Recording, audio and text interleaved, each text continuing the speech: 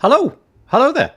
Hi. Hello. Hello, everybody. Good morning. Yeah, good morning. Yeah, no, it's well into the afternoon here, but yes, good morning to you. It's really morning here. Yeah, it's really morning for Cami. Honestly, Cami has no business being awake at this hour. If I was Cami, I'd go right back to bed, frankly. Feel free to fall asleep during this conversation. That'd be hysterical, actually. Well, Just normally I'm at the gym. Yeah. Just slowly, just sidle off and kip on your desk. That'd be really good. It's This Week in WordPress number 316. Thank you for joining us. I'll just get the housekeeping preliminary bits out of the way, if that's all right. So if you're joining us, there could be a whole different variety of places where you're joining us. We go out onto all these different platforms. Honestly, though, the best place to end up is YouTube or here. wpbuilds.com/live. We embed the video from the platform. Look at him. He's such a pro. Mark's doing the business with his fingers, showing the lower third. That's Maddy's giving it a go. And to figure out the yeah. wpbuilds.com/live. If you go there and you're logged into a Google account, you can use the comments because it's a YouTube commenting system. Alternatively, if you don't have a Google account or you just dislike Google, then head to that page again. And in the video itself, embedded in the video, top right is a little box which says live chat. And if you click on the live chat button, you will be able to, guess what? Do a bit of live chat. And you don't need to be logged into anything. So that's kind of nice. So wpbuilds.com/live. Come and say hello. We typically have a few people at the start telling us things like what the weather is like. We'll find out about that in a moment, I am sure. Right, let's go around the panelists. There he is, right there. It's Mark Westguard, Guardian of the West. That's it. Still guarding it. Yeah, it's still guarding it all these years. I know. How's it going? Good, very good. Yeah, a little bit tired, but I'm good. My son woke me up I went to bed early last night, which is unusual for me, as you know. Yeah. And I thought, right, I'll get an early night ready for This Week in WordPress. And then my son came running down the stairs, screaming at his friends, saying, I'm going to make some eggs at about 11 p.m. So, nice. Yeah, there's worse ways to be woken up, but that's still pretty bad, I'd say. But I'm there. I'm good. I'm alive. It's all good. I really hate eggs as well. That would have really annoyed me. I know you do. Yeah, I really don't like eggs, so that would really have annoyed me. Never go to breakfast. I'd never have gotten over that. Also, you're in dark mode. Normally, we see Mark in a white T-shirt with a WS Form logo, but today he's clicked the toggle He's gone I've dark gone dark mode. mode. I've flipped. Yeah, he's flipped it. Your biography simply says TBD. Anything you want to add to that? No, not really, no. Okay. So Westguard, founder of WS Form, that's it. There we go. Mark Westguard, founder of WS Form. Easy. Anything else is still to be decided. That's right. That's right. But we're joined by two other people as well. We've got Maddy Osman over there. Hi, Maddy. Hello, how's it going? Yeah, really nice. Have you been on this show before, Maddy? Once. It was probably a year or two ago. Oh, okay. Though. Great. So you do know the ropes a little bit. But as you can see, Maddy is the founder of the Blogsmith Content Agency. She is also the best-selling author. I love it when we have authors on, of Writing for Humans and Robots, the New Rules of Content Style. Her methodologies have earned her a spot in SEM Rushes and Buzz Sumo's Top 100 Content Marketers and the Write Life's 100 Best Websites for Writers. She has spoken for audiences at WordCamp US and Denver Digital Summit. So is writing your life? Do you do like writing, I don't know, novels and stuff like that? Or is it mainly to do with tech and things? So writing is like the focus of my agency. I am doing sort of this month NaNoWriMo. If anybody's heard of it, it's like November, you kind of focus, you try to get a bunch of words written for different projects. I haven't been terribly good about it, but a little more writing than usual this month. I've started that project probably 4 years in a row, and I get to day one and don't write a word. Yep, that's what happens. Entirely consistent. And then I get to about this point in November, and I always think it would have been so easy. Every day there was plenty of time. I should have done it. I could have. Anyway, I never do. That's what you think, and then life gets in the way. Life gets in the way. Yeah, well, thank you, Maddy, for joining us. Really appreciate it.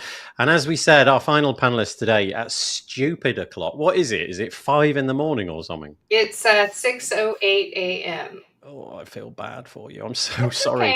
Okay. Usually I'm at the gym and I'm just listening and I'm not like needing to speak, so it's okay. Oh, yeah, that's true. I think last week you were joining us from the gym in the comments. Yeah. Okay. Well, I don't feel quite so bad. You're normally up and about. Yeah, it's okay. I just got up a little bit earlier than normal. We appreciate it. So Cami is the owner of Web Cami LLC, a one-person web design agency. She's also the author of WP Habits, which is a newsletter.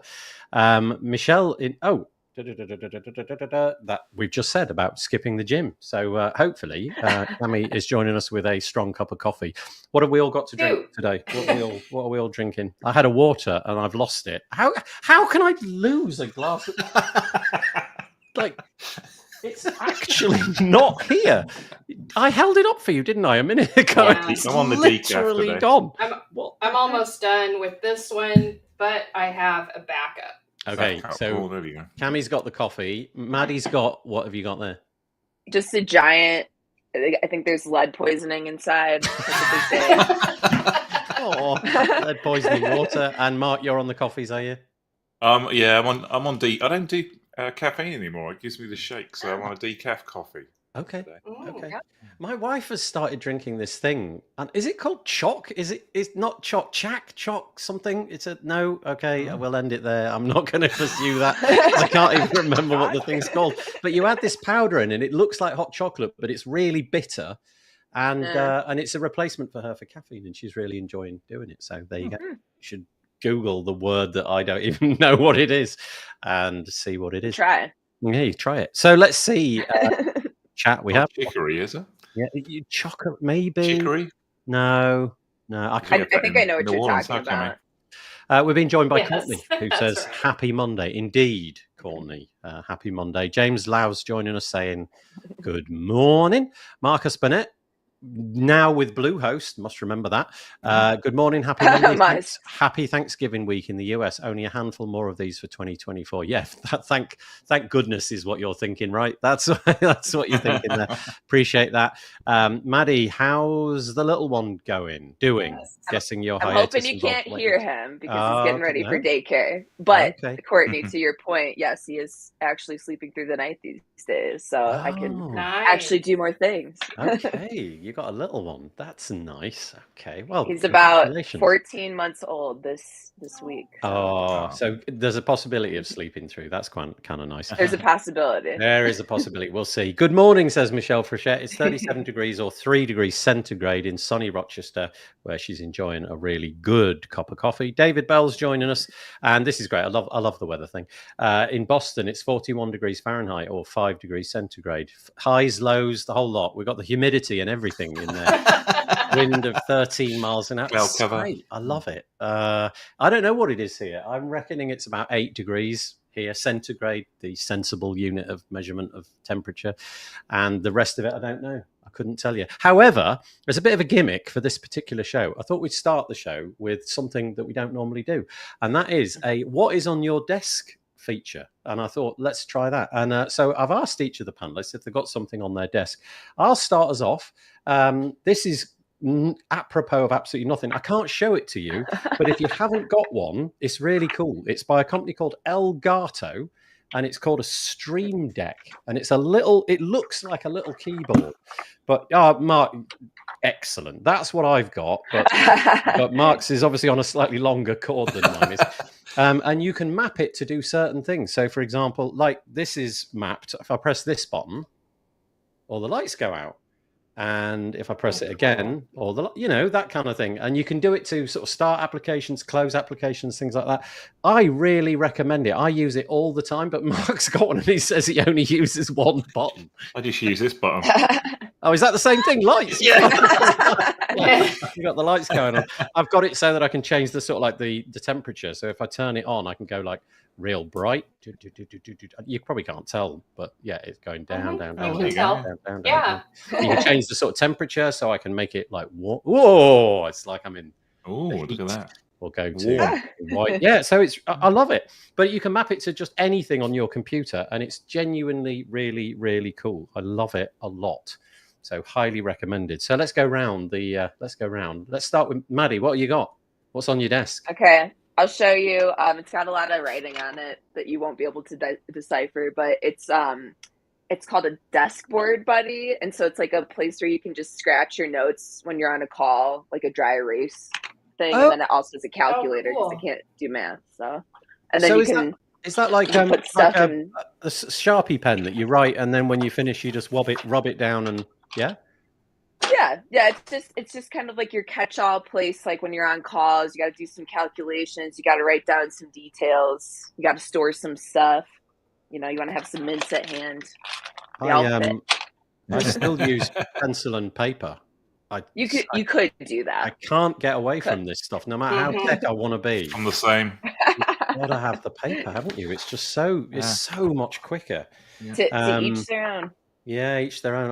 I really like, but that's nice. That's a nice little thing to have around. Yeah, cool. Thank you. What about you, Cami? What's on you? Oh, you showed us a minute ago. This is cool. It's a badass button. Badass button. It's for when I feel overwhelmed and I just, you are a badass. Tell myself that because I'm feeling overwhelmed. That's so good. It's like an affirmation button when you're feeling a bit down in the dumps, you just whack the button. That's right. I thought it was going to be some sort of derisory thing, We don't really use the word badass here. Maybe we do, I don't know, but it's not something I'm familiar with. But okay, I'll try that's cool. That's cool. You need a button.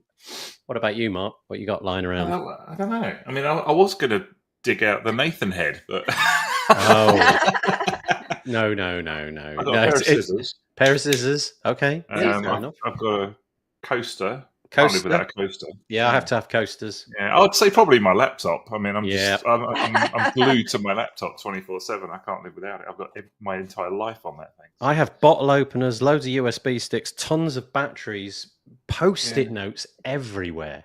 Yeah. Like absolutely everywhere. I've got a wall behind me and it's just full of the Post-it notes. It's all about the editing. Okay, so thank you. Oh, that was interesting. Thank you. Cacao. That's it. That's what it is. Cacao.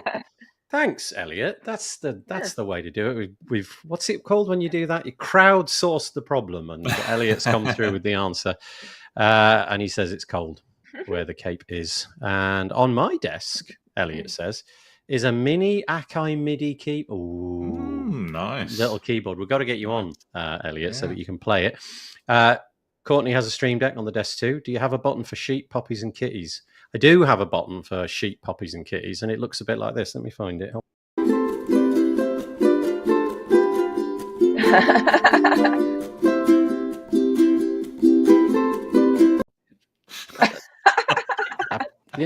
I actually do have a button for sheep, kittens, and anyway, that's kind of weird. Thank you. Thanks for that. That's when the drama comes on. That's right. We do that when we need to calm down. There's a minute and a half of nothing but furry animals. Mark Westguard, is that a cat's task keyboard? Is that cat's task? I don't get that. Do you get that?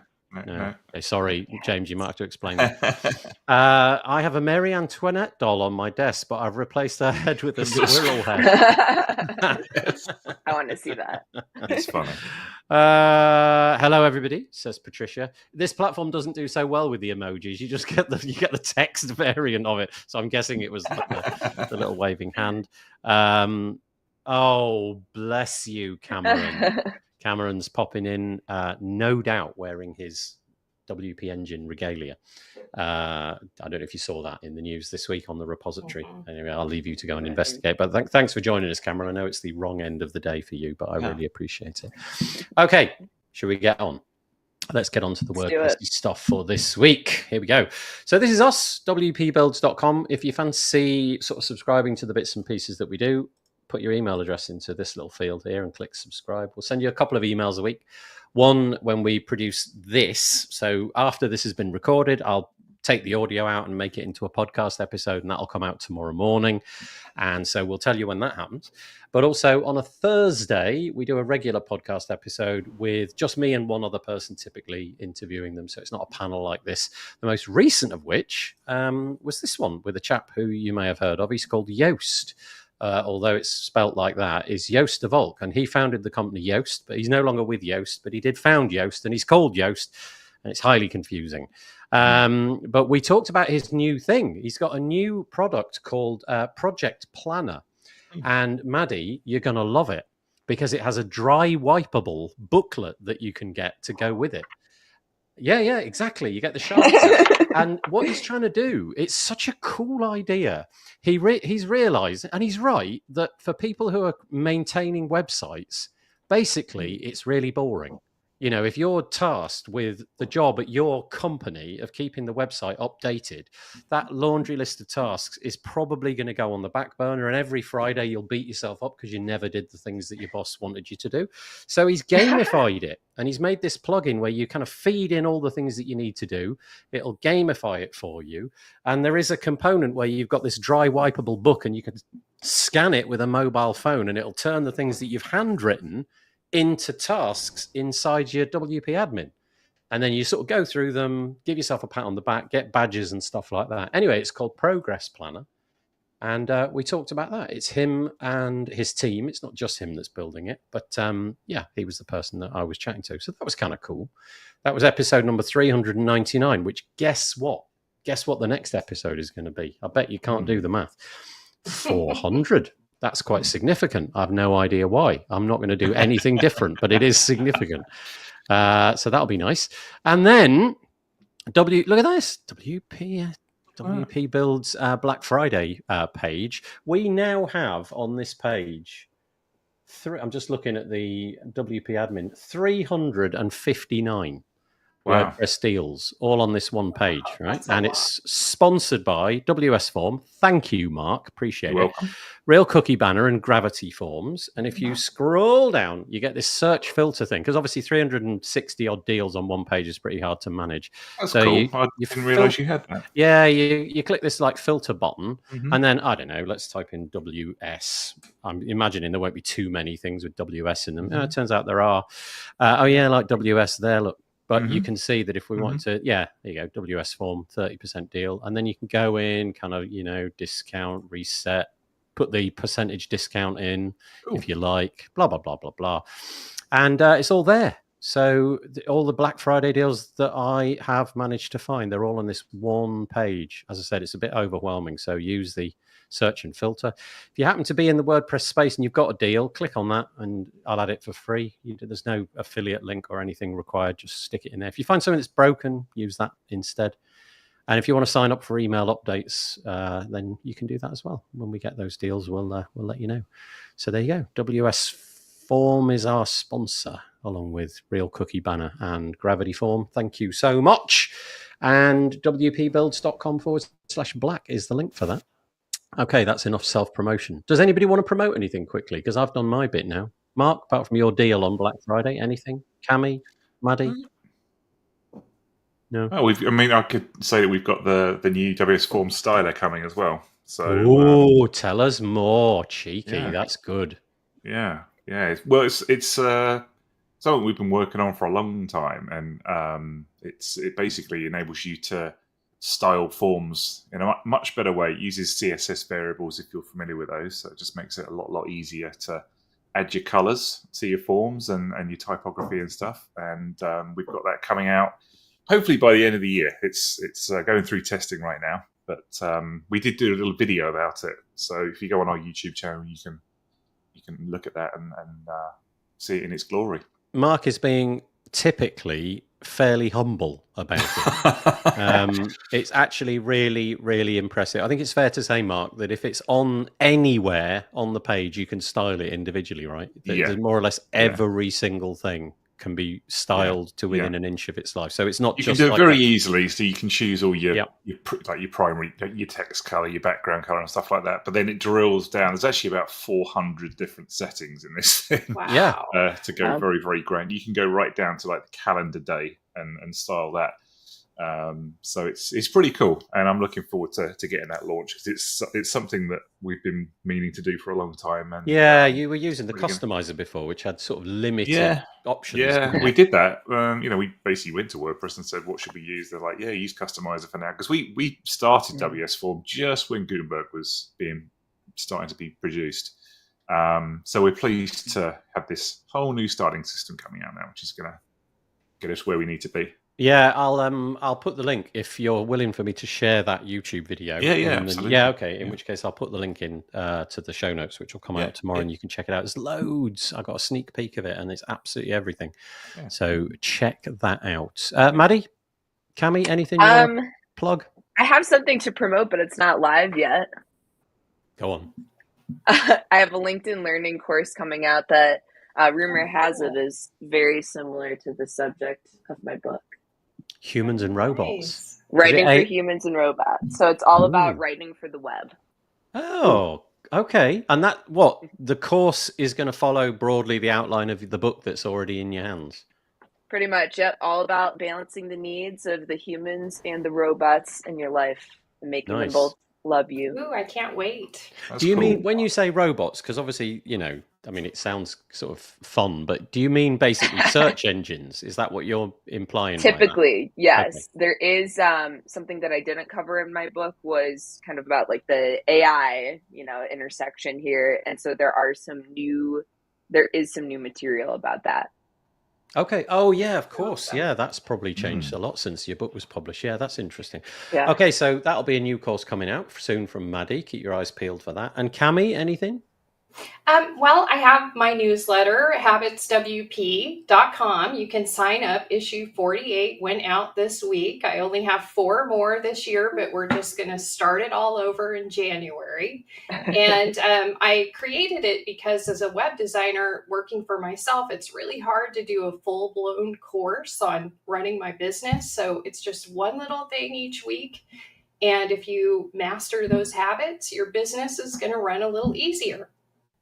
Nice. Okay, so we've all had something to show off about. That's really nice. Okay, great. I feel much better about my my own self-promotion in that case. Right, okay, here we go. Let's start on the real meat and the potatoes, as it were.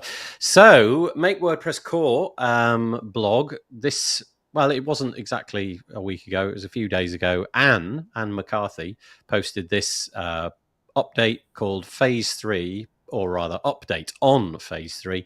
collaboration efforts. And actually, on this podcast a few weeks ago, we did share a few bits and pieces, but some of the detail is becoming a bit clearer about something else. But I'll just quickly share that I didn't know this fact. Automatic has sponsored a chap called Kevin Jahns, I'm going to say Jahns. He's the author of YJS, a popular framework for collaborative applications. So obviously there's, absolutely boatloads of experience there. And Anne has shared some prototypes. This is what we shared last time, and this is a video that you can see. Again, links in the show notes, and you can see not quite real-time collaboration. This is every 3 seconds. The server gets polled, and what's on one screen updates on what's on the other screen. So it's, it's the beginnings of such things. However, the bit that we didn't mention last time, which is a big part of something like Google Docs, is this inline commenting thing. And I'll just make the images bigger. And you can see, I imagine the giant in the room here, the elephant in the room, if you like, is Google Docs, isn't it? And its capability to add comments and reply to comments and then assign them as, I don't know, done or what have you. And you can see here in this screenshot, very similar approach. Highlight some text, click on the little hamburger icon, click add comment, and then add a comment, and it gets assigned to that portion of highlighted text. And you can see other people have commented on the screen that we're looking at. And then you can reply to a comment. So you've got comments nested under the other comments. And then you've got the option here to all the ones that have been resolved. You can show those. And then finally, I can't remember what this last image is, but it just shows 2, show resolved and show something else. Show mine. More. Yeah, I think it says mine, as in my own comments. So that is looking really good. I'm not entirely sure if it's, if it's as useful as it would be in Google Docs, but there we go. That's what's going on. And there's some other things about the data views, but I thought that was the most interesting bit. I typically, when I'm working, I do everything by myself, so I am not the audience for this. But Maddy, especially, I'm imagining as a writer, collaboration inside a Word. Is that a feature that you long for? Is that of any use to you?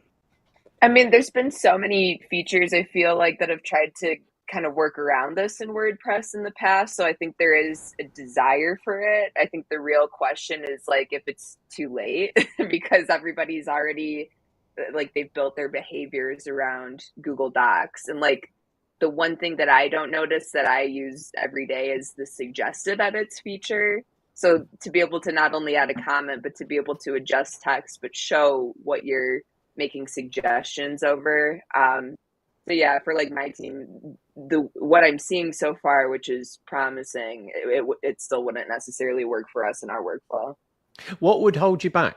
What would be the thing that would keep you in Google Docs as opposed to doing it inside a WordPress? Pretty much that suggested edits feature.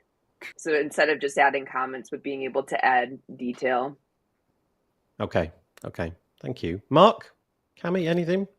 Yeah, I think I think Maddy's right. I think that like when I produce a blog post right now, I tend to do it in Google Docs with somebody else, and we edit stuff online. Yeah, it's called it's just an easy thing to get into as well. You can kind of almost single click into it and not have to log into WordPress or anything. But hey, if they can pull it across into WordPress itself, that would be great. That would make it a lot easier, so I don't have to go into 2 different places. How's your experience of getting it from Google Docs into WordPress? Does it map, like, I don't know, like list items? Do they come out perfectly formatted? Or I usually copy it into a text editor and then restyle it. Oh, really? Yeah. Maybe I'm doing the wrong thing, but because I find it, I just, I guess I'm back in the old classic editor mindset where you used to paste it in and put all kinds of funny stuff in there. But yeah, I think if they can pull it off, that would be great. It's a lot of work to get this working. It's going to be a massive mountain to climb. It's not an easy problem to solve, and an interesting one because you're going to be within a WordPress site. So I guess you're going to have to be logged into the WordPress site to use it. Whereas with Google, it's more of a SaaS solution, so you can kind of come in from anywhere. So yeah, it'll be interesting to see how this turns out. I'm looking forward to seeing it. I wonder if it's got any legs for editing things like themes or what have you? Because I know obviously the application for text-based editing is really obvious because Google Docs does that. Yeah. But you know, like how Figma is like real time and you can really see what the other people are doing and their cursors move around and stuff.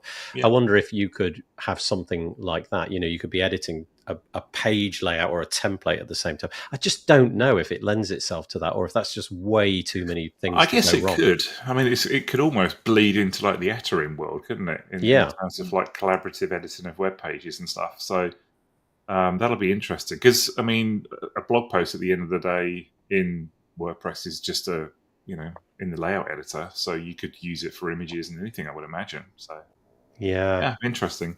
Cami, anything? Well, I work for myself as well, so I can see it being great for a big agency that have several people working in development. It would be a nightmare for me to have all my clients start leaving me messages in their WordPress website. So that would, but I see the need for it. It just isn't something I'm going to use. Yeah, that's the interesting bit. I can see that. Like in the modern world, nobody can live without collaborative editing because, my kids have been born into a world where that's normal. Where I remember the first time seeing it and just thinking that's unbelievably cool. And now it's not even slightly cool. It's just like that's what modern text editing does, right? You can see what people are doing in real time.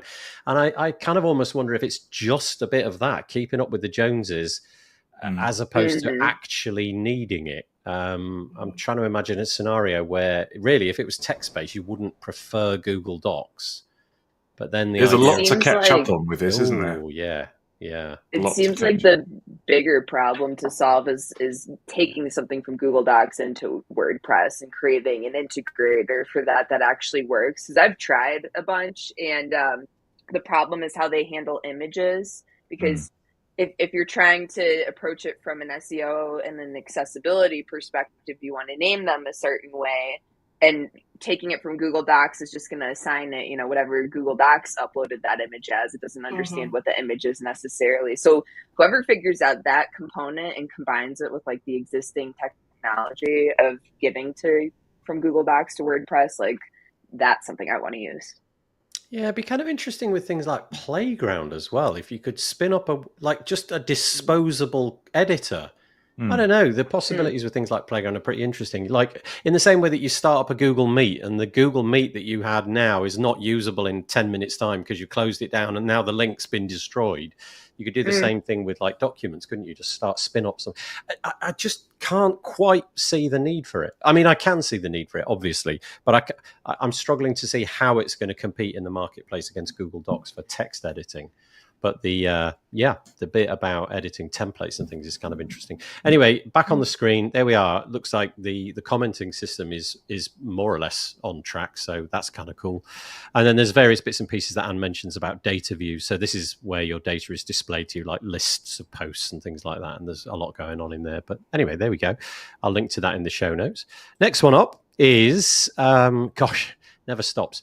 WordPress 6.7 just got released. Then WordPress 6.7.1 just got released, and now we're on the path of getting 6.8 out of the door. And as always, the team are looking for people to become involved. And so, on the WP Tavern website, core team announces WordPress release schedule for 2025 and issues call for 6.8 volunteers. The release schedule goes like this. 6.8 should be released on the 15th of April. 6.9, August the 5th, and more or less exactly a year from now, 11th of November, 7.0. And they say that they, this time around, have taken care to not get in the way of public holidays and key events like WordCamp Asia and Europe and things like that. And they are looking for people specifically at this point. 7 is too far away. They just want 6.8 volunteers. And on the screen, but linked in the show notes, will be the dates. Basically, you can see all the dates there, starting in April 2015.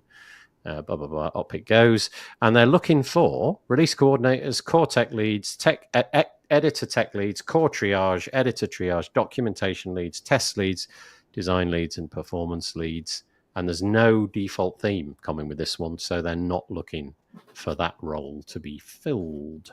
There's nothing really to say about that, is there? That's just is what it is. It is what it is. Yeah. Yeah. Nothing. Good. Yeah. All right.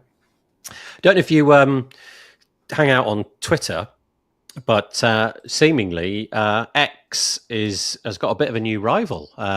Certainly, I use Twitter, but I kind of use it as a more of a broadcasty thing. I don't know if you're the same as me, but I kind of use it as a broadcasty thing. Don't really engage in conversation too much over there.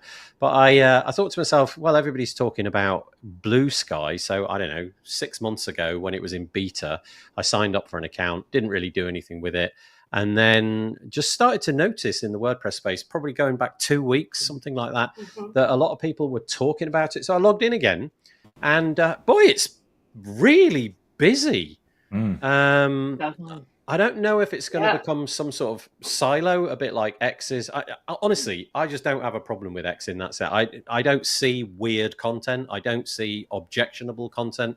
So I don't know why that is, but I just don't. So I can't really speak to it being this pool of weirdness, which everybody else seems to think it is.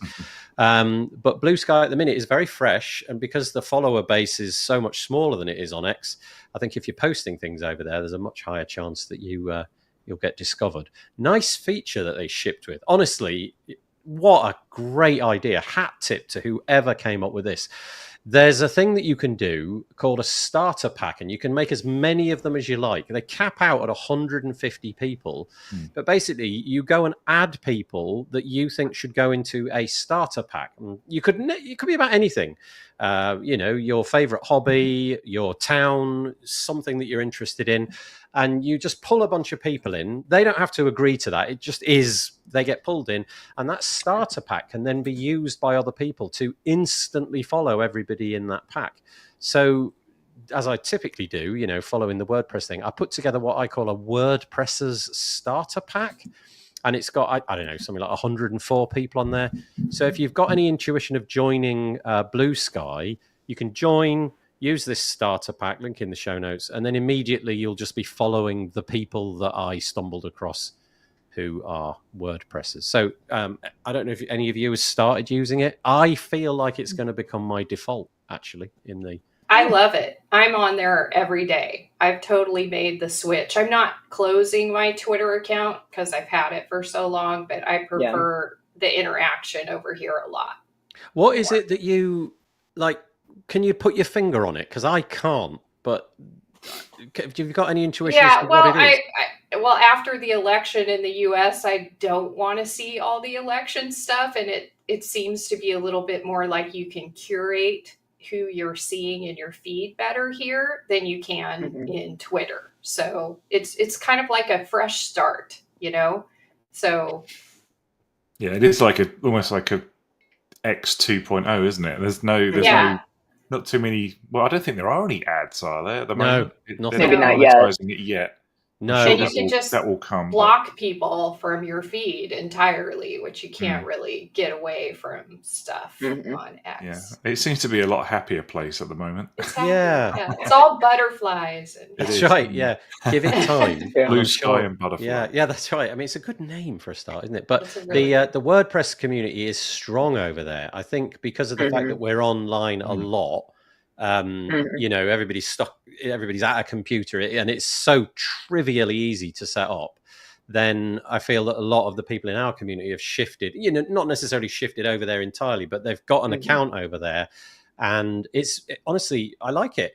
There's no algorithm. So don't worry, Mark. Yeah, take your time. There's no algorithm. So what you get is basically chronological as far as I can tell. However, interestingly, there will be algorithms, but you get to pick your own.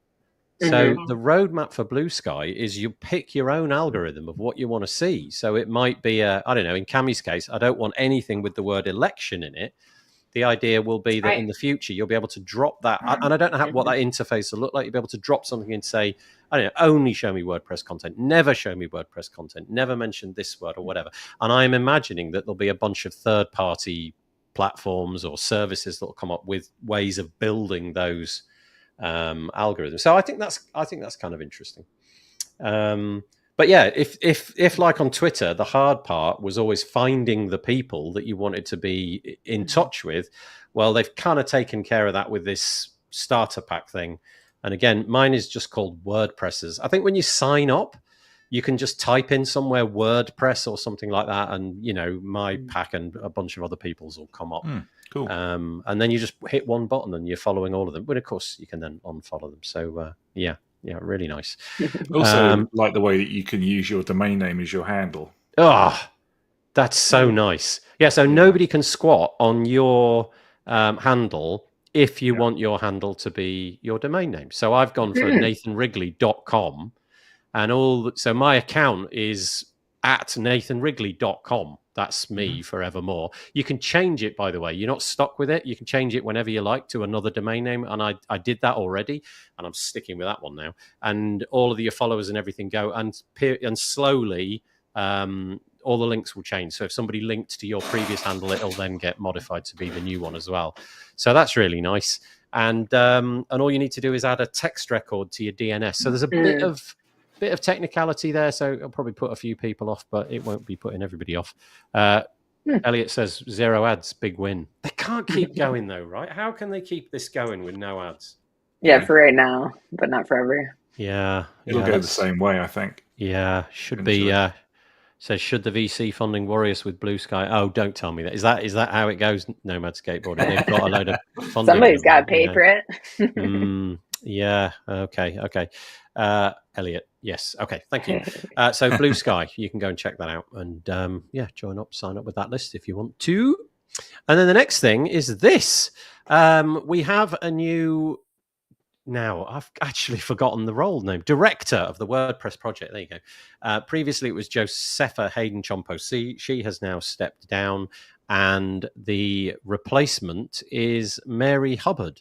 And this is the very short but necessary post. It came out on the 18th of November, just basically saying, hello, WordPress community. She realizes, she says here, I have large shoes to. I also recognize the challenges ahead and the large shoes I'm stepping into. Reference, no doubt, to Josepha. And I don't know if this happened. And if anybody's in the lurking in the comments and you know about this, one of the ideas was that there'd be this, what was she calling it? Office hours with Matt. And I don't know if this was supposed to be like a weekly thing or a monthly thing. It says this format will be evolving, especially to allow for different time zones. But there was one on the 22nd of November, but I haven't heard anything about it. So I don't know if that actually took place or not.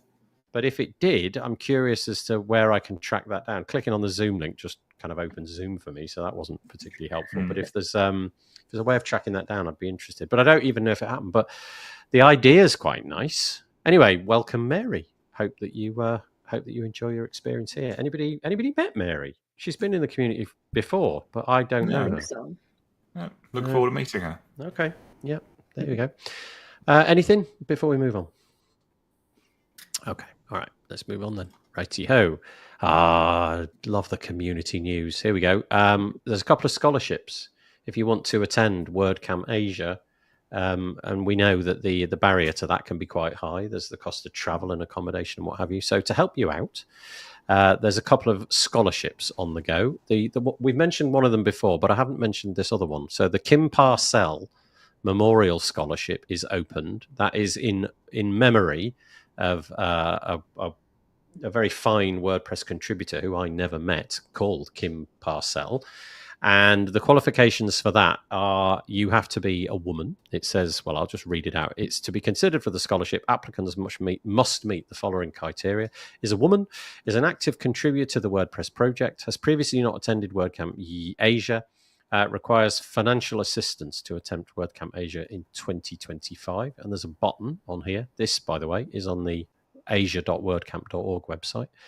And the second one is the Diversity Fund Scholarship, and it says not enough. Well, there's a preamble sentence. It says, however, this is not enough for many of our fellow Asian residents. Issues such as difficulty in obtaining travel visas and the high cost of travel due to foreign exchange rates are especially present for many Asian country citizens. So this is a slightly different one because the qualifications here is an active WordPress contributor, has never attended any of the flagship WordPress events, so Asia, US, Europe, requires financial assistance, is part of the underrepresented demography of the open source contributors, is interested in bringing their experience to grow the local WordPress and or WordPress communities in Asia.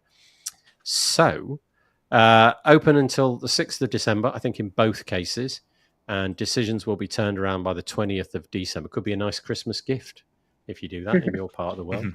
But nice, just a nice little bit of community news. Anything to add to that in your U3?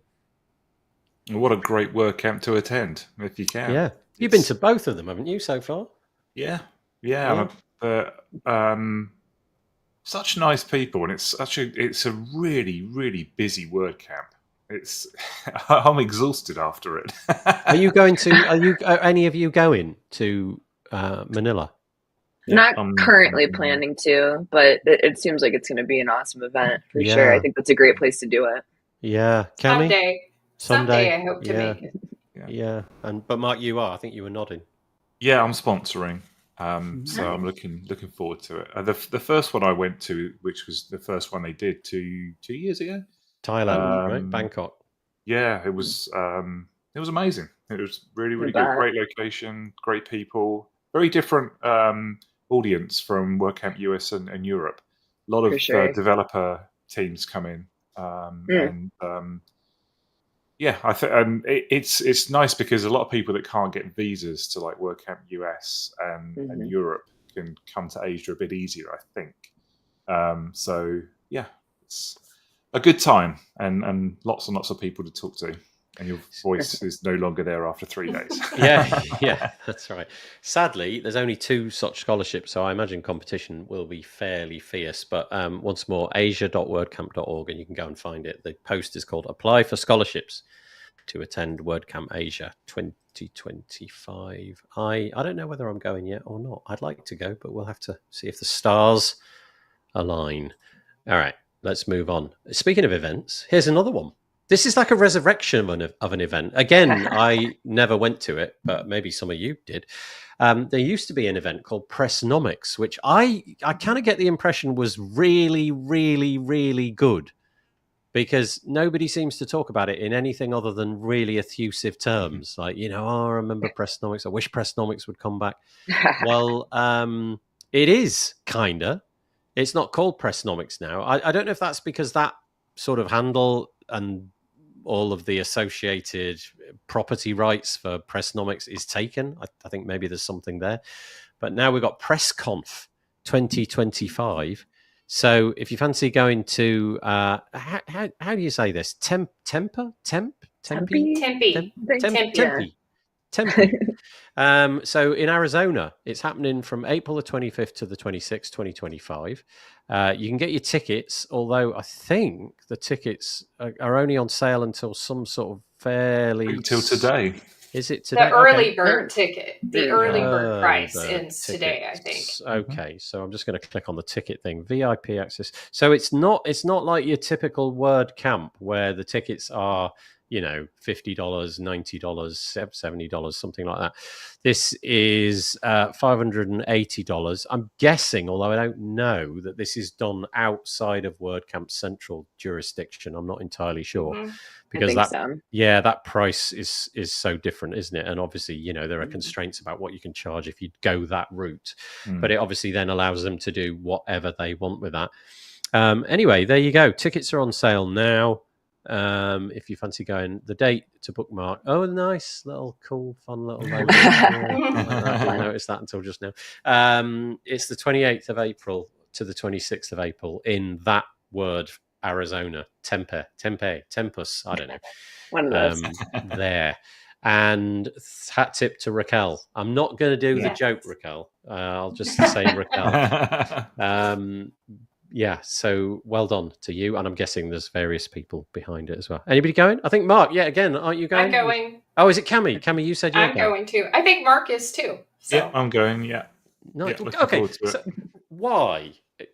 Sorry, I'm not going to. That sounds like a facetious question, right? What is it that you see of value in this as opposed to a regular WordPress event where obviously, the ticket price is 1/8 of what this is. So let's start with Cami. What is it? What's different? Well, one, I want to support Raquel because she Nice. started her own business and she is putting this together. It's two, I want to support things that aren't WordCamp because I think that there's a market for that. Three, I live in Seattle and going to Arizona in April sounds really nice. And I don't know that I'm the exact market for this because I'm kind of more of a blue collar WordPress producer of websites for other people, but I can always learn something no matter what the audience is. If it's meant for agencies, well, I'm just going to pretend I'm a big agency and learn what I can. So I'm really excited about it. So I think it'll be fun. Plus, nice. It's there's a lot of people I know that live in Arizona in that area because so many of our WordPress companies are headquartered down there. That's true. What about you? Well, so I love going to WordCamp. I love sponsoring and giving back that way.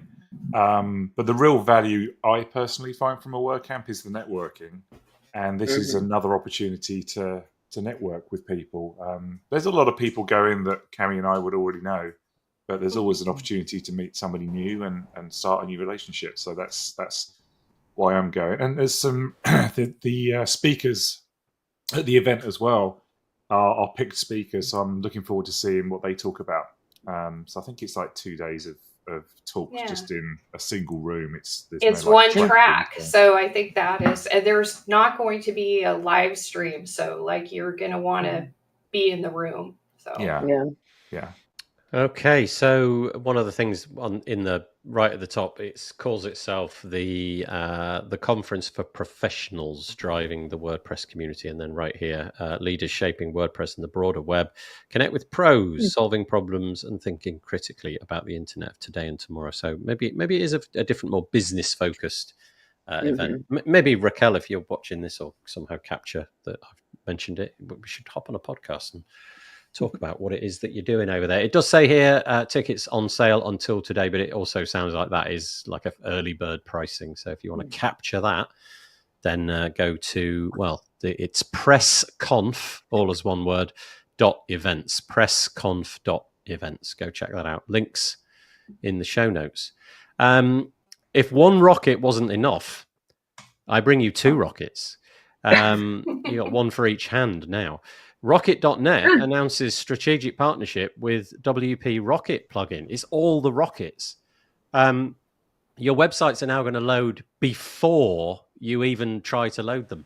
They're literally going to come onto the page just as you're thinking, I should go to this website. It's going to somehow... No, I'm being facetious. So Rocket.net is a hosting company. WP Rocket is in the marketplace of plugins. I think it's one of the most well-known ones, kind of an optimization plugin, caching plugin, and so much more. And they've forged a partnership, which honestly, it kind of makes sense, doesn't it, with the names that they've got? Ideal. So...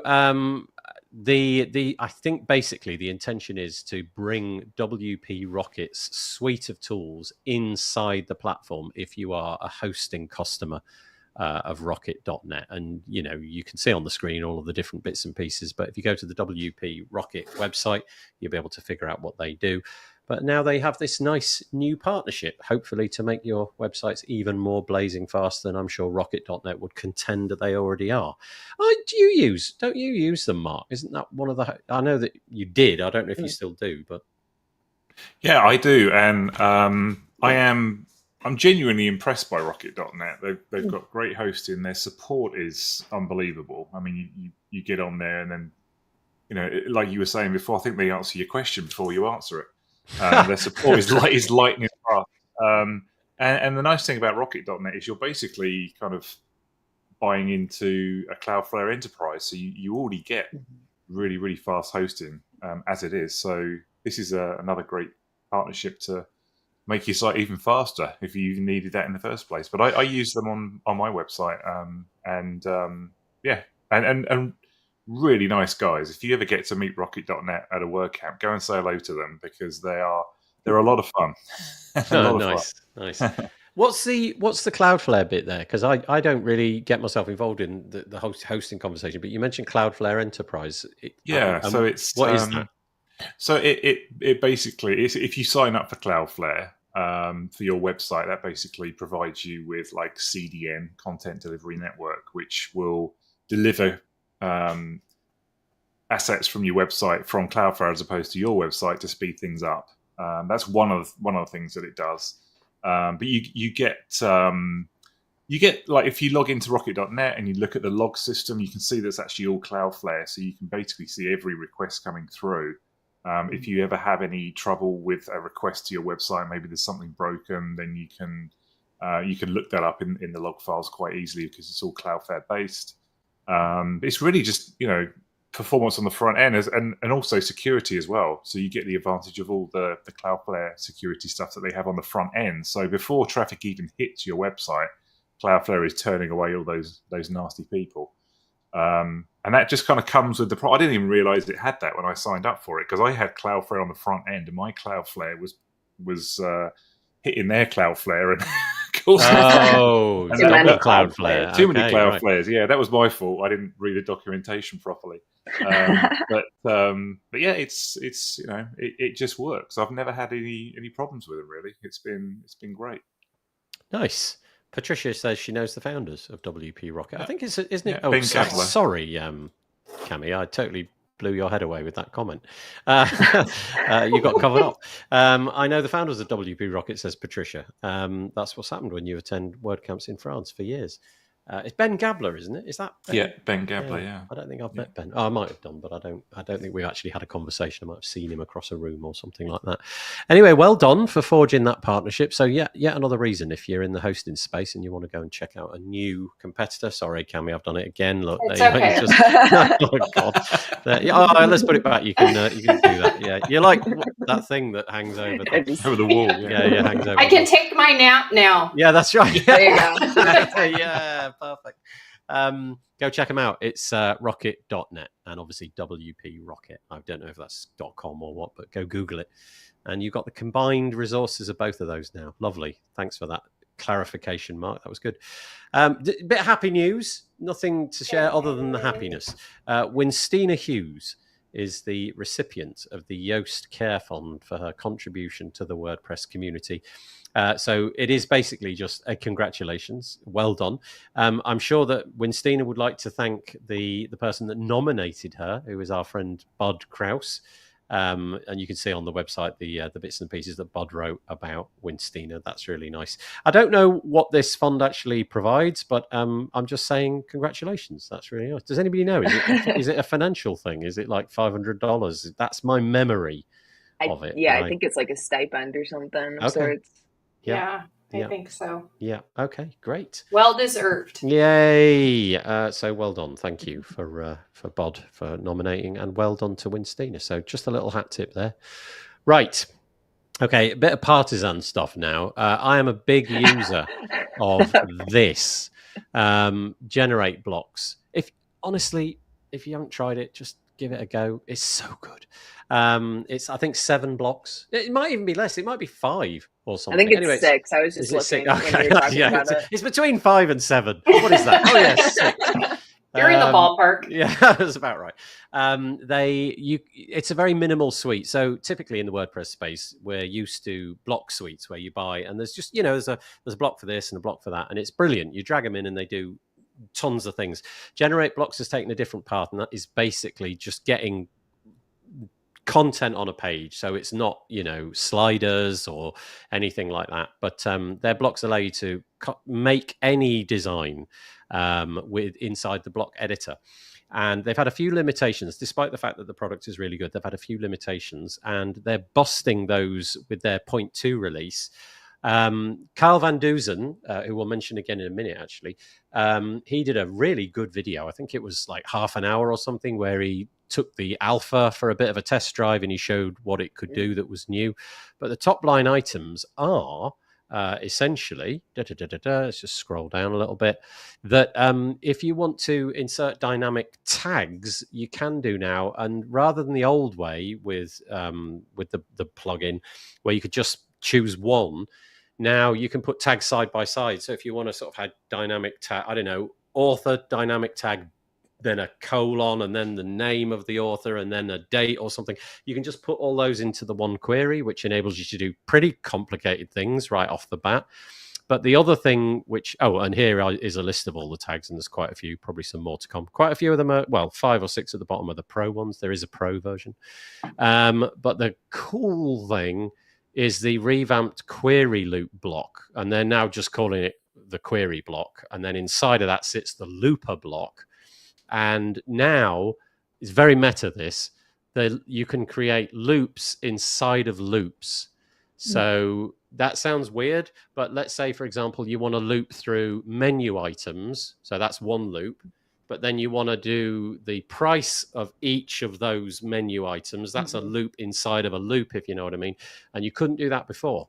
And now you can, and on the screen, so you can see it's looping through the whatever this is, the meal, and then inside of it, it's looping through to get its name. So you can put cards next to each other or what have you, and it's just really powerful. And that previously wasn't possible. And and apparently it loads really quickly as well. So honestly, it's like an ad. There's no ad. I just like it. So and I know that none of you have used it, so I'm just talking into total void here. You've used it for a long time, though, haven't you, Nathan? Yeah, I have. And I just think it's what I really like is simplicity. I do like a thing which does the thing and does only that thing. And basically that, I think, was Tom Osborne is the guy that is behind it. I think his idea was, what can I do to help people put pixels accurately onto the page? So it's not about animation. Well, there's a bit of that, but it's really not about that. It's about just making a design which is pixel perfect to the thing that came out of Figma. And it really, really can do that. And once you've got the muscle memory of what the blocks can do and what you need to put inside of where, then honestly, it'll take you 2 days and you'll be building websites with 6 blocks, and that's all you need. 6? Was 6? I think it was 6. And that's really all you need for the layout side of things. I'm not putting it over other ones, but it's I like it a lot. There you go. Anybody want to add anything? Probably not, because you don't use it. But I'd never heard of it before. Say again. I have a couple of sites that I manage that use it, but I haven't built with it yet. So I'm going to poke around in there. If you're used to using something like Cadence and, or Stackable or something, and you've got the muscle memory in and you know how to do it, just stay with that. But if you haven't, if you're still using, I don't know, you haven't really switched to Gutenberg and you just can't make that jump, I think this is a really credible way of looking at it. And Kyle loves it. I've watched quite a few of his videos. And there's a reason why. It's just dead simple. And that kind of like atrophy you get when you're presented with like multiple choices and you can't figure out which is the best thing to do. You just don't get that because there aren't choices. There's just there's a block. You need to use that one, and then you put that inside that and that inside that. Anyway, there you go. Yeah, that's nice. So, there you go. Just going back a moment. Michelle says it's $500 for the Yoast Care package thing. What was it called again? The Yoast Care Fund. Maybe? Yoast Care Fund. So Winstina is the recipient of $500. That's nice. Thank you, Michelle, for telling us that. Oh, 500 euros. There's a correction. It's either euros or dollars. They're fairly similar these days. So, okay, there we go. And another bit of news. If you followed this project, this is just nice. Again, I won't play it because you won't get the audio. But this is Kelly Muro. Let me introduce Kelly Muro, or Muro. I'm not entirely sure how to pronounce his surname. He is the founder of something called North Commerce, which has been in the works for many years. And I think it's fair to say was probably a bigger project than was imagined. I spoke with Kelly several years ago, and even at that point, it was kind of like, we'll get it done fairly soon. It's taken a lot longer, but they finally shipped V1 of North Commerce, and I just think it's worth a look. If you've got the intuition that you want like something like WooCommerce, but you don't want WooCommerce, go and have a look. It does absolutely loads out the box. So you don't have to pile on all the, the add-ons and extras. Yeah, exactly. I confess, though, I haven't used it, but I just think it's really nice when something that somebody has labored over for years and years finally hits the light of day. So well done to Kelly. Yeah. Anybody using it? No, I guess not. It's real edge case still, isn't it? But anyway, I definitely want to check it out for sure. Yeah, I've got. Yeah, do you know what the main use case is? It's Woo. It's basically a swap out for Woo. So you are literally, you've got a shopping cart, you've got a load of the functionality, like you can categorize products and all of that kind of stuff, and it'll take care of cart pages and the whole shopping, the buying process and everything. But it obviously doesn't have that plug-in landscape that Woo does yet. But it looks like that's one of the big selling points of it. You don't have to have all these different extensions to get it to do what you want it to do. Right. So right. Yeah. It does included. Does a certain amount out of the box, and I'm sure that ecosystem will come over time. I think it's important, Patricia, that at this point we highlight Mark's cat. They've all come in today. I've got cats. How many have you got? I've got 2 cats and 1 dog, and whenever I do this show, they just have to be next to me. Do the dogs not want to eat the cats? Is that just a myth? I mean, the dog is about the size of a cat. So. Really excellent. So there's that. We had a pheasant in our garden. Like for the last 2 or 3 weeks, there's this pheasant. And it's just pacing around in our garden. And I think it goes to other people's gardens, but it always comes back to our garden. And it's way bigger than our cats. But you can tell the cats want to eat it so bad. So they just pace around it and, do that stalking thing that cats do. And they get really close and then chicken out. It's really funny watching it. Bless them. Hello, Mark's cat. Thank you for that. North Commerce. I'll put the link in the show notes so you can check out the video. Right. Carl Van Duzen, again. Double feature. He's doing all right this week, isn't he? He's released a plugin. Firstly, congratulations. I don't know if this is your first plugin. I know that you've done a variety of different things in the past, Carl, but if this is your first plugin, congratulations. I know that's a big hurdle. I certainly haven't done anything like it. It's called Noted. And in a tweet, I don't know if he was joking, Mark, but in a tweet, he basically said, "You built it." No, I didn't. Carl did all the hard work. I just helped him get it onto the repo because that can be a little bit of a learning curve to use SVN to get it on the repo. But I just helped him out with that part of it. But yes, it's a really simple plugin. It's a note plugin that sits within your WordPress admin, and you can just add notes to your admin for things that you need to do. It's really, really simple and like it says, lightweight and clutter free. So is the idea then that it memorizes where you are on your website? So let's say, for example, I'm on a particular post and I invoke Noted. It comes in as like a sidebar, right? It sweeps in from the right. I don't know if that's standard, but it sweeps in from the right. And then you've got a bunch of places where you can just drop a note. It's that straightforward. Save the note, and then do you know, is the idea that then when you come back to that same post, your notes are just there, so it's not inside the post? I don't know if it's post specific, to be honest. Right. I really haven't played. I played around with it when we were working on it together, but I'm not sure if it is post. Maybe it is. Let's read, shall we? Let's do that. Store it all in one place. Yeah, store your project-specific notes, instructions, and reminders all in one place. No more searching through old emails or docs. Always a click away. So you click on it to make it lightweight and clutter-free. Clutter-free, even. Noted is there always when you need it. And we're looking at one of the screenshots here so we can see the WP admin. And there it is there. Oh, I see. So it's dropping in the note. I should probably enlarge that. Dropping in the note as like a little label almost here. Yeah, and it has markdown support, so you can do italic and bold and things like that. So it's very, very straightforward, but just, give it a title, write a note, and then it'll drop into this little list down here, I'm guessing. And then what does that look like? There's the second one. Oh, okay, so So I think you activate it with a menu at the top. You scroll left a little bit. It's in the toolbar. I loaded it this morning. I'm going to test it out.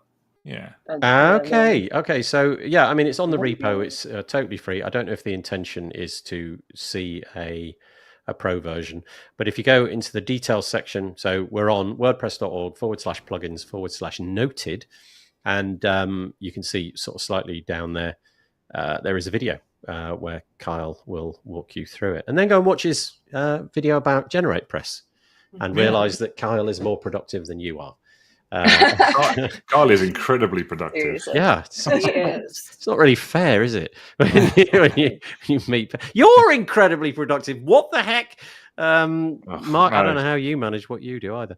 And as always, he managed to add a nice little bit of, even the image is really It's nice. beautiful. Yeah, very nice. Well Nice done. logo. Well done, Kyle. We're all very jealous of you. Yes. Noted is what it's called. Go check it out. I'm not going to mention installs. It's got what? Oh yeah, let's have a look at that. Let's see what the install count is. 20 plus. That's pretty good. Yeah, pretty good for just a couple of days old. Let's see if it'll go up in the next day or so. Okay, I'm not going to do the AI piece. However, I am. We'll come back to that if need be. I am going to mention this one. So, Fluent, the company behind all the Fluent stuff, CRM, SMTP. What else have they got? Forms. Yeah. What else? Lots. They got another thing. Fluent. I don't know. They got loads of nice stuff. Support ticket thing as well. Support, Fluent support. That's it. Oh, and boards. They've got like a Kanban board option. So they've come up with a new one. They sort of swing into these things, don't they? Take a thing which is already tested elsewhere. I think that's their modus operandi, isn't it? Is take become a thing fluent in it. Yeah, like Trello, but stick it in a plugin. In this case, like BB Press or Facebook groups or something like that. So this is Fluent Community, as you would imagine. It's designed to be a bit like Circle, I guess, that SaaS platform which does the whole thing. So it sort of says, membership, courses, groups, admins, discussions, but obviously all inside your WordPress website. They're launching it, as they always do, with a bit of an LTD, a lifetime deal price. Single site at the moment is $199, and I think you pay that once, and that's you done. I don't know if support. Oh yeah, lifetime update, lifetime support, all features included, and then the gateway is more. More sites for more money. 5 sites is $400, 15 is $700. 50 sites is $950, but it looks like you can pay for it monthly. I think the easy thing about this is buying the plugin. The hard work starts on the reverse side. I don't know if you've ever tried to build a community, but it's jolly hard work. Yeah, I think that's maybe where kind of what I'm seeing in like the content marketing world, though. That's something that a lot of brands are investing in right now and building that out. And certainly not that it's easy, but it does seem to be something that's like on the radar for 2025 as a way to meet your customers while some of these other channels, are volatile and people aren't totally sure, like SEO, for example. There's just a lot of stuff happening with the algorithm. And so it's something like investing in your own community and creating that like one-to-one connection. There's something to it. Yeah, that's a good point. Do you have a community, any of you? Do you have like places that you hang out that you prefer? I mean, I used to hang out in Facebook groups. Cami? I do. I have a Facebook group called Web Cami Cafe. It's very small. But it's a lot of wonderful web designers that are friends, and we network with each other, and it's kind of a boutique community, I would say. But anyone's welcome to go to Facebook and fill out my little form and become a member. How do you feel about the Facebook piece of it? Do you feel that like there's something in a product like this that would lead you to take the time it would take to build that? Yeah, I'm actually going to check this out because I'm thinking about starting a group for my Habits newsletter where we have an accountability group, and each week we meet. So I'm going to check that out. I think Facebook is easy because people are already there. And so it's a way to easily connect during the day with the folks that, you're having discussions with. So, but I don't think it's in the end all be all. I always want to explore new things. And I've taken a lot of courses and been in communities on Circle, and they're doing a great job. Circle does a great job. Yeah. I always think that if you put like loads of work into a Facebook group, there's probably no better place to have it, because that algorithm is going to work in your favor. If your group is vibrant and active and, there are people responding, Facebook is going to love it, aren't they? And everything's going to get promoted inside your group to the members who aren't currently looking at your group. And so it's brilliant. But then, if it's more of a sort of side hustle and a bit of a project or something that you've just got going on, I feel almost like Facebook does the opposite. It tries to, it doesn't help you with the algorithmic stuff. And so your people returning. So the admin bar, here's Kyle again, right? This episode is all about Kyle. What the heck? He's all about Kyle. Yeah, it is all about Kyle. He's done a great job in keeping his admin bar community vibrant and interesting over on Facebook. And as a result, because of the constant churn of information over there, Facebook, I'll pat you about you pat mine, Facebook does a great job in surfacing his content to the people who are in his group, who are logged in. I think the problem comes is when you want to take a step back, I think it quickly goes in the other direction. It becomes very quiet and Facebook starts to show other people's groups and stuff like that. So I think this is a neat idea. And you certainly get data ownership with it as well. So if you're using this, you're going to own the content. Whereas with Facebook, who knows what they're going to do with it. Right. I've tried running a community myself on my own site, and I just couldn't get buy-in on it. No, because it was having to log into another system, and then when I moved it to Facebook, someone suggested it to me, and I thought, okay, I'll try it. And it all of a sudden we had a vibrant community. So that would be my only reservation with it. That's not to say you can't build a really powerful community, because like you say, people like Carl that produce a lot of content and good content, and it's engaging and people want to come and look at it. Will come back to those communities. Like Kevin Geary with his circle, his inner circle is incredibly busy, and he runs that on Circle. Doesn't need Facebook groups, but as Cami says, the convenience of having it on Facebook groups is that you can very easily gain new members because they're already on Facebook, and it's just so easy to get into. But Josh Hall also has a really big Circle group that's a WordPress community. So it can be done. You've just got 100% to pick the right community, haven't you? And I suppose the subject matter is, and also the, if you're not trying to grow it to like 500,000 people and you're happy with the 500 that you've got, or 100 or whatever it may be, that's fine. I guess the only concern would be here, would it be things like GDPR and data retention, and also just the size of your WordPress install? If you're giving people unlimited capacity to, I don't know, upload images or video, which you would fully expect on things like Facebook, they've got very deep pockets, because there goes a flying cat. I don't know if you all saw that. There was a cat just flew across the screen. That was cool. We should do, I wanted to slow Nobody noticed. Yeah, nobody. I noticed. But the data retention bit, the amount of data inside your database over time, if you are allowing people to upload images and what have you, I just wonder how performant this would be over time. I'm sure they're going to make the claim that it'll be absolutely fine, but the other thing is, this is not just for WordPress related stuff. This could be any kind of community. Literally anything, right? Your local history group or your school, I don't know, social thing for your school. But there's loads in here. You can do lesson plans, you can do membership courses, all of that kind of stuff. So check it out. fluentcommunity.co, and links in the show notes, or just go to that URL. And as I said, it's $199 for the first site, and it goes up from there. So check it out. Anything else, or shall I move on? We're onto the home straight now. So we're kind of moving away from WordPress, really. Although kind of staying WordPress-ish. Didn't see this one coming. Mind you, I never do with the Automatic acquisitions. They buy all sorts of interesting stuff.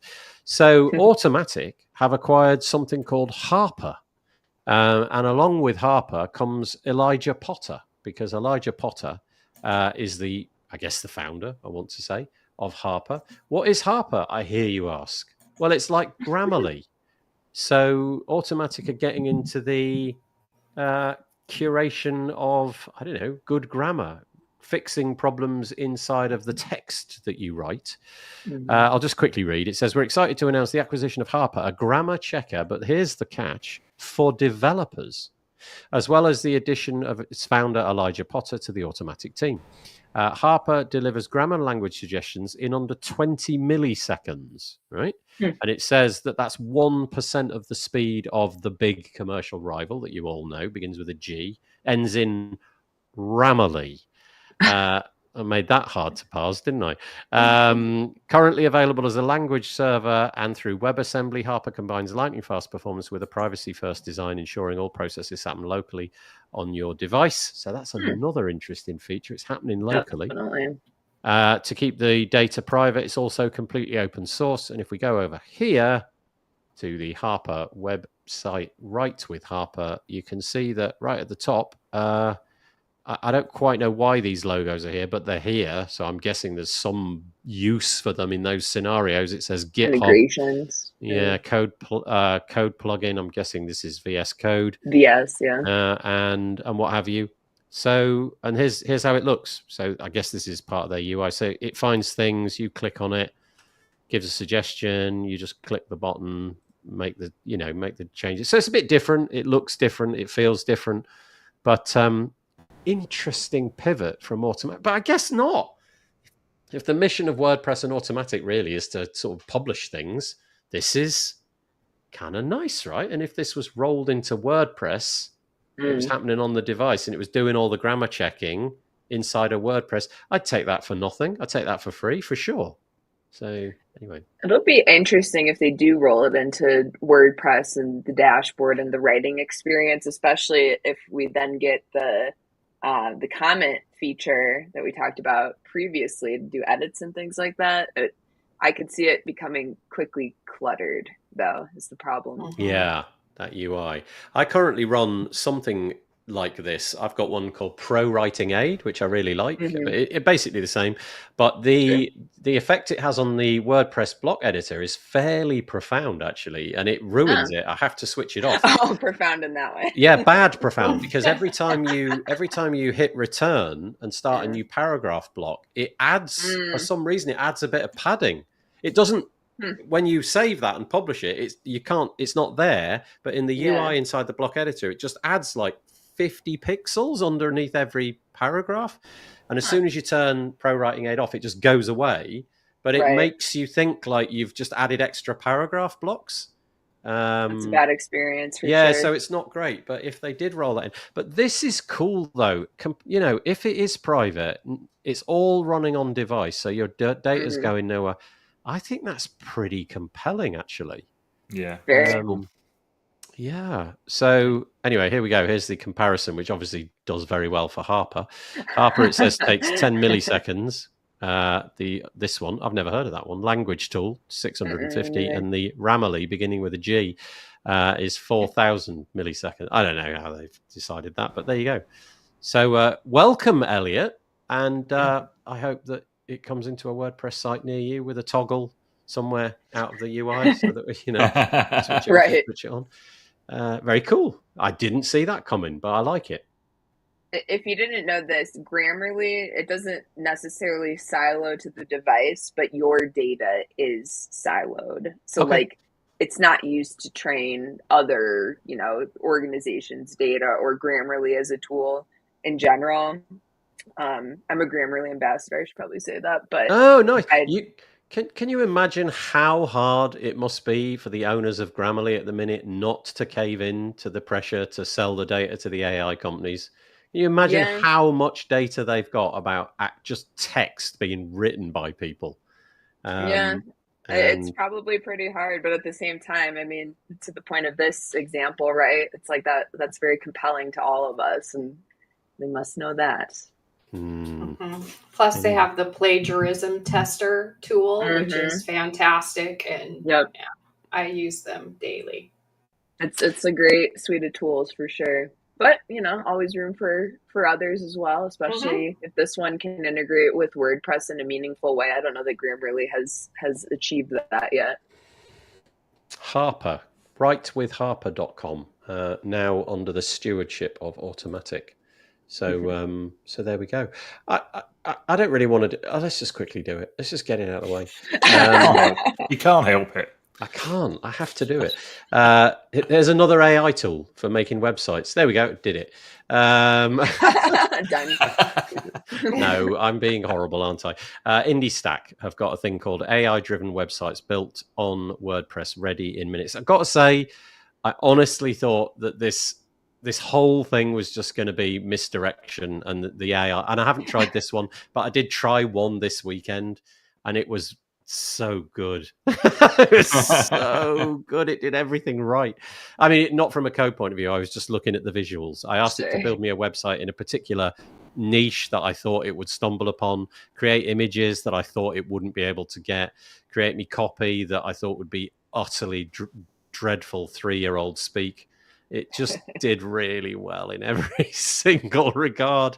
It kind of How much prompting did you have to do? I wrote were your prompts very 300 words out of a possible 500. Okay, I mean that's a pretty good prompt right there. Yeah. Oh, really? Okay. Yeah, it wouldn't allow me less than 250. So to produce a whole website, that's nothing. Yeah. That's crazy. Absolutely nothing. And it did a really and I was looking at a particular niche because I have a friend who works in this niche. I won't go into it, but it's not something I've ever built a website for, and I thought I wouldn't even know where to begin. So I did that, wrote 200 words, 250 words, and what came back looked totally credible. That is a really good bit of boilerplate starting point. And it would have taken me a whole day to get that many images into that many pages with that many blog posts, and man, yeah, pretty incredible. Anyway, here we go, indiestack.com/AI. There you go. Write 100 words in this case, they say, and let AI do the rest. I don't know if this is going to ruin our careers or not. This feels like I don't know, Maddy. What's your thoughts on this? You got a whole book about it. I think the biggest thing is it's about, with any AI tool, it's about the user who's using it and their experience going into it. And so, the prompting, that's what prompted the prompting question. The other thing is the more people who use these tools and either don't have good prompts or they're just creating the same things, there is a real risk of homogenization with all of the things that we create with AI, because it is statistically trying to give you the most average result for your prompt. And that's what we strive for, isn't it? Like, you can put that on the banner of your website building business. We aim for statistically average websites.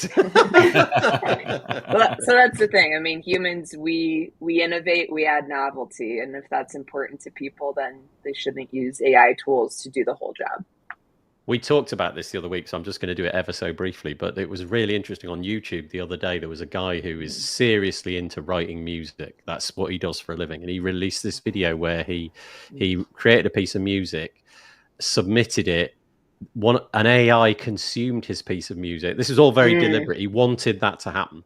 And then he immediately then wrote another piece of music and got a takedown notice from the AI company because it was too like the piece of music that had been written by looking at his piece of music. Oh, wow. And he did the whole thing in 20 minutes from start to finish, from writing the music to submitting it to putting a new piece of music up to getting the takedown notice. 20 minutes start to finish. That's really rich, honestly, in AI, thinking that they have ownership rights when they exist by taking our ownership rights. Yeah.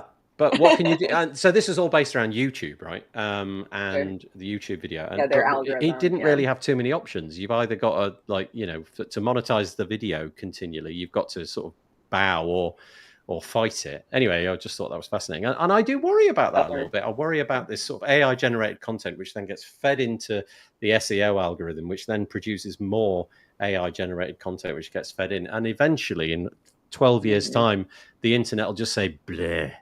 Negative. Yeah, the whole dead internet theory or whatever. It's just I've been in business long enough to remember worrying that WordPress was going to kill my business because I was building websites the old way. So I think we'll hang in there for a while at least. AI is a tool like anything else. It's only as good as the creator. Makes the younger entrepreneurs that are coming up, let's say they're 16 to 18 now, and at 25 they launch a business. They're probably more apt to be able to do a lot more on their own than the business owners that I cater to now. Yeah, I think it's still very shiny to me in that when I do something and AI takes a significant part of that work and does it for me, I am still blown away by the process of that happening. You know, I still get an amazing sort of sense of disbelief when Midjourney throws an image out from a text-based prompt. It's still indescribable to me that can happen. And what's going to happen to search? I mean, ChatGPT launched search, and that's just going to upend a lot of things too. Has anybody started to use that as like a default? I have. Yeah, I have. Is it the default now? Is Google gone and that's been replaced? Well, no, I installed that add-on to Chrome and removed it because it made my search go straight to ChatGPT because you have to pay for it to get it. But you can put in if I'm looking for a web designer in West Seattle, who should I call? And it came up with me. Nice. So that was cool. Yeah, that's a dream. So I think clients initially were like, should I hide my stuff, my website from ChatGPT? And the answer is no. I wouldn't recommend it because it's going to have a big impact on search.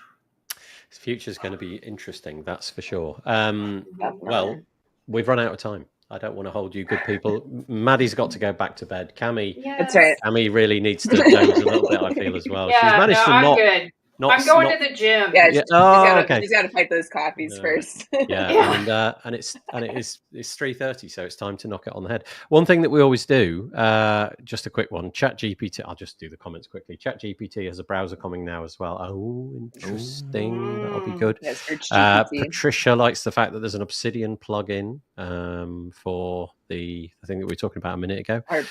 And then Jerome is just joining us. Hi, Jerome, or is that by? I don't know, but it's great to have you. Oh, maybe it's because we've got to do the hands. We always do this thing at the end of every episode where everybody raises their hands and I get a picture of it. So give us a smile, give us a wave, and thank you. If you've been joining us live in the comments, I really appreciate it. That's always makes the conversation so much more fun. But obviously, it goes without saying, I'd like to thank the three people joining us: Mark Westguard, Maddy, Osman, and Cami MacNamara. If you three fancy a little bit of chat just in a moment, that's great. But I'll do the little closing video and stay on the call. But thank you for joining us today. Really appreciate it. See you next time on This Week in WordPress. Bye-bye for now. See you later.